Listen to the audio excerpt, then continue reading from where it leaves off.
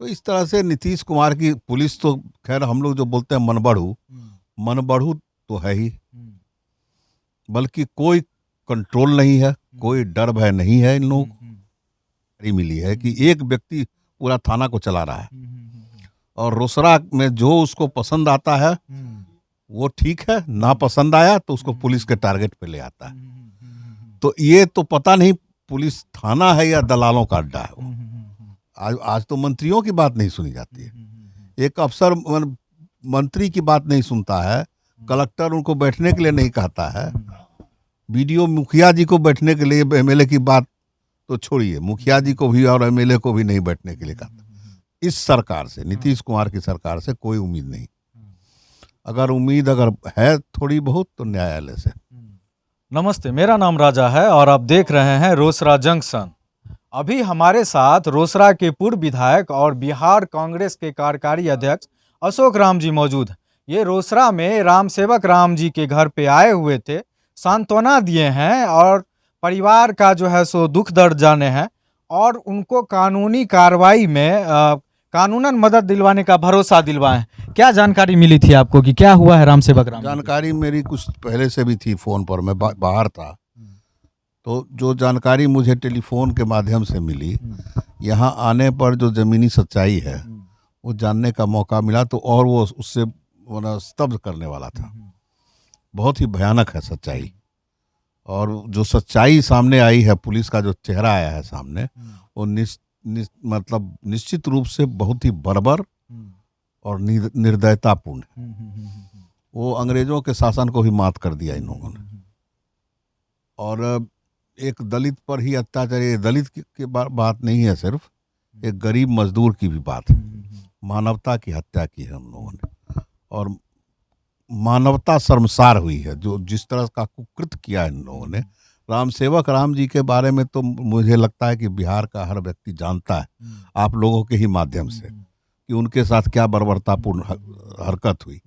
उसके अलावा जो हुआ है, जो मैन्युफैक्चरिंग किया गया है केस को, जिस तरह से केस में पत्रकारों को, जो लोग इसको पूरे मैटर को कवर कर रहे थे, जो बिहार की जनता को या प्रशासन शासन को ऊंचे स्तर तक पहुंचाने का काम कर रहे थे, उन लोग के ऊपर भी इन लोगों ने कार्रवाई करने से परहेज नहीं किया है, बल्कि वो तो बच गए, नहीं तो उनमें से कई लोग को पर कार्रवाई होती, बर्बरतापूर्ण कार्रवाई होती।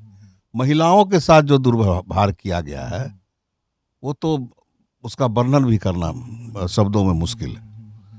जिस तरह से बिना महिला पुलिस के उनको मैनहैंडल किया गया है, पांव से घसीट कर उनको पीटा गया है, जो अर्धनग्न अवस्था में उनकी पिटाई हुई है, ये कल्पना से परे बात है। आज के युग के ये अनुकूल नहीं है। पता नहीं हमारा देश का और ये राज्य कहाँ जा रहा है।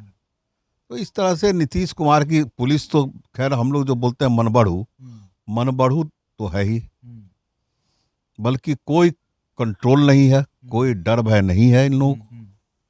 इतनी निर्भीकता पूर्वक के लोग कह रहे थे। मुझे तो यहाँ भी ये भी जानकारी मिली है कि एक व्यक्ति पूरा थाना को चला रहा है और रोसड़ा में जो उसको पसंद आता है वो ठीक है, ना पसंद आया तो उसको पुलिस के टारगेट पे ले आता है। तो ये तो पता नहीं पुलिस थाना है या दलालों का अड्डा है वो, उसको हम क्या कहें। आप पहले विधायक यहाँ पे रहे, आप जब यहाँ पे थे यही तरह की स्थिति थी? देखिए, हम जब थे, या हम लोग कांग्रेस पार्टी से आते हैं, हम लोग के समय में इस तरह का कोई संस्कार नहीं था, और शासन जो था वो पूरे कंट्रोल में होता था। इस तरह से बेकाबू नहीं होता था, जिसमें कि मंत्रियों की नहीं सुनी जाती है, विधायक की नहीं सुनी जाती है, तो साधारण कार्यकर्ता और पत्रकारों को कौन पूछता है। आज तो मंत्रियों की बात नहीं सुनी जाती है, एक अफसर मंत्री की बात नहीं सुनता है, कलेक्टर उनको बैठने के लिए नहीं कहता है, बीडीओ मुखिया जी को बैठने के लिए, एमएलए की बात तो छोड़िए, मुखिया जी को भी और एमएलए को भी नहीं बैठने के लिए कहता।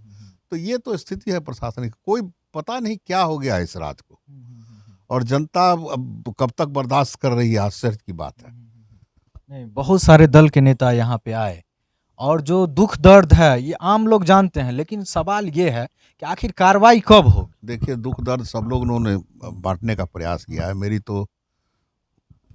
तो समाज के लोग हैं, मैं भी उसी वर्ग से आता हूँ, और बहुत निकट के लोग हैं, मैं एक उस समाज से आने के नाते उनकी और भी दूसरे तरह की पीड़ा को भी मैं समझता हूँ।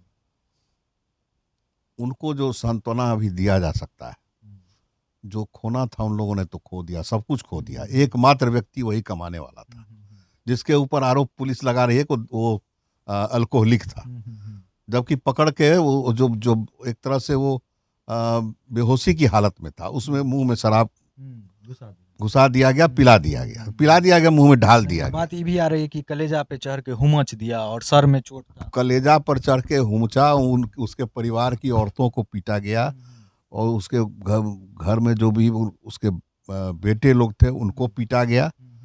तरह तरह की प्रताड़ना दी गई कि तुम सादा कागज पर दस्तखत कर दो, तुम इस मतलब जो मृत सैया पर एक तरह से पड़ा हुआ व्यक्ति था, मिट्टी तेल से जला दिया, तेल से जलाया, जो मृत अवस्था में व्यक्ति था, जिसको जो कोमा में जा रहा था, उसको इलाज की जरूरत है, तो उसको भेज रहा है मरने के लिए कि जल्दी से लिखो कि तुम ले जा रहे हो इस लाश को।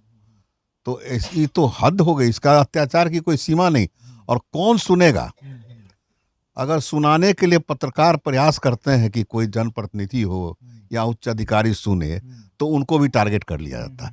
वो तो अपनी सुरक्षा, अब जान माल की सुरक्षा पर, उनके परिवार की सुरक्षा पर पड़ गई है। अब यहाँ के जो लोकल पत्रकार हैं, मुझे लगता है उनकी जान पर खतरा है आज की तारीख में। तो मुख्य विपक्षी दल जो है बिहार में, उसके अब कहीं ना कहीं जो है सो अध्यक्ष है अभी नहीं, तो ये तो प्रकाष्ठा है ना अत्याचार की प्रकाष्ठा। और हम लोग अपने पार्टी, कांग्रेस पार्टी, अभी विधानसभा सत्र आने वाला है, निश्चित रूप से इसको मुद्दा हम लोग बनाएंगे।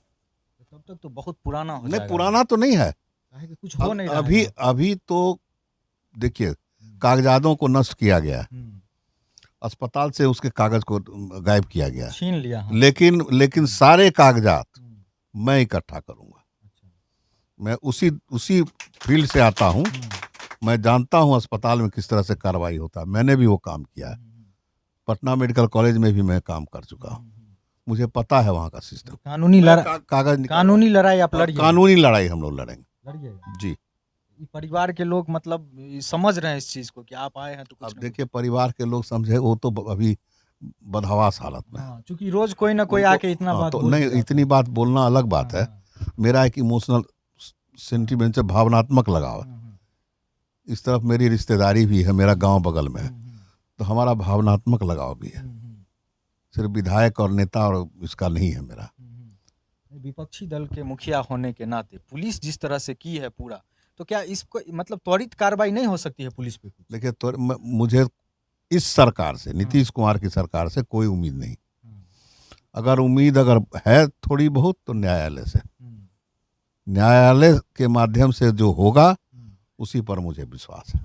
और मुझे पूरा विश्वास है कि न्यायालय से राम सेवक राम के परिवार को और समाज के जो भी पीड़ित हुए हैं इस प्रशासन से, चाहे वो पत्रकार हो, वो महिलाएं हो, झूठे केस में बहुत लोगों का नाम जो पीड़ित हैं, उन सबों को न्याय मिलेगा, लेकिन न्यायालय से।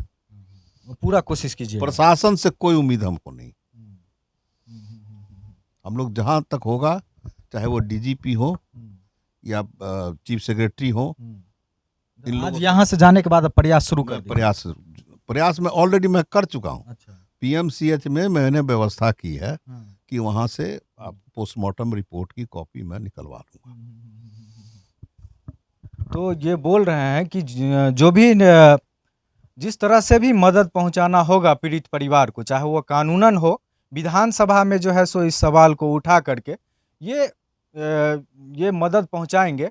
और जो इस मामले में दोषी हैं राम सेवक राम जी की हत्या में या निर्दोषों को फंसाने में, उन सभी लोगों को सजा दिलवाएंगे। क्या सर? निश्चित। बहुत बहुत धन्यवाद सर। निश्चित रूप से सजा दिलवाएंगे।